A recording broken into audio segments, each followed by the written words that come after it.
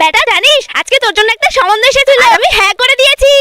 छोटा सा मेरा কিন্তু বাবা ওরা তো কেউ জানে না তুই কালো। এক কাজ কর, আজকের পর থেকে আর বাইরে বেরোবি না। ঠিক আছে মা।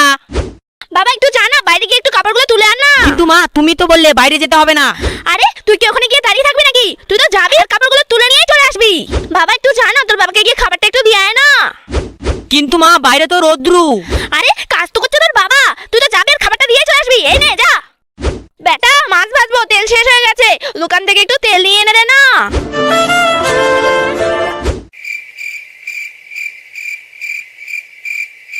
আরে বিহার মশাই আপনি বসুন বসুন বসুন। আমি বসতে আসিনি দিদি, কিছু মনে করবেন না। আপনার ছেলের সঙ্গে আমার মেয়ের বিয়ে দিতে পারবো না।